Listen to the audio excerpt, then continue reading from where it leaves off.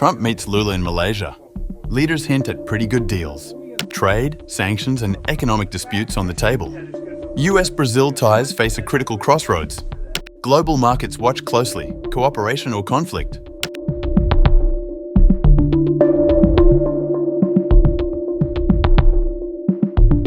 US President Donald Trump met his Brazilian counterpart, Luiz Inácio Lula da Silva, on October 26th and expressed optimism for future US-Brazil collaborations and potential pretty good deals.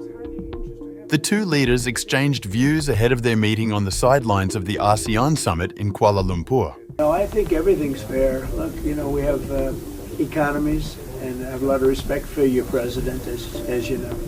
A lot of respect for Brazil. So we'll see. We'll probably work out some deals. I'll leave these guys work them out, but I think we're going to work out some deals. We have to get certain things. In response, Lula said he was also optimistic that US-Brazil relations would advance during the meeting. In a post on social media platform X, the Brazilian president said his meeting with Trump focused on strengthening bilateral trade ties and resolving ongoing economic disputes. I had a great meeting with President Trump on this Sunday afternoon in Malaysia. We discussed the bilateral trade and economic agenda in a frank and constructive manner. We agreed that our teams will meet immediately to advance in the search for solutions to the tariffs and sanctions against Brazilian authorities. The comments followed Trump's decision in early August to raise tariffs on most Brazilian imports from 10% to 50%, a move he linked to a witch hunt against former Brazilian leader Jair Bolsonaro. Lula, who has called the tariff hike a mistake, pointed to a $410 billion US trade surplus with Brazil over the past 15 years, arguing that cooperation, not confrontation, should define the future of US-Brazil ties. However, the United States president seemed to be over it and expressed his will to maintain good relationships with Brazil. Even before flying to Kuala Lumpur, Trump was asked if he is open to the idea of lesser tariffs on Brazil. To which the president had quite an open-minded response, but suggested that the reduction of tariffs required the right circumstances. Yeah, under the right circumstances. Sure.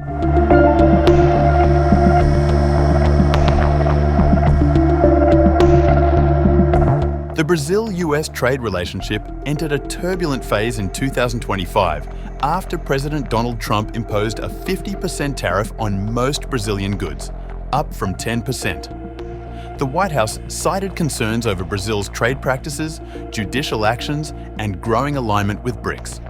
The move threatened to disrupt global flows of steel, beef, oil, and agricultural products.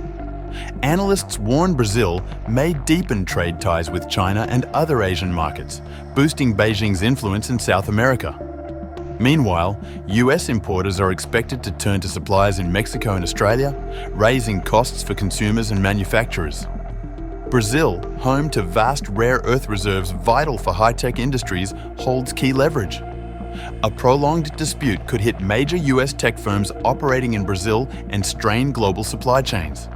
President Lula Day is weighing legal action at the WTO while considering targeted countermeasures. Without compromise, the tariff war could escalate into a global economic flashpoint, reshaping trade alliances and deepening geopolitical divides. As Trump and Lula strike a cautiously hopeful tone in Malaysia, both sides appear ready to pause hostilities, for now. Pretty good deals may mark the start of a reset, but deep disagreements over tariffs, sanctions, and global alignment remain unresolved. Whether Washington and Brasília choose cooperation or confrontation will define not only their economic future, but the balance of power in the Americas.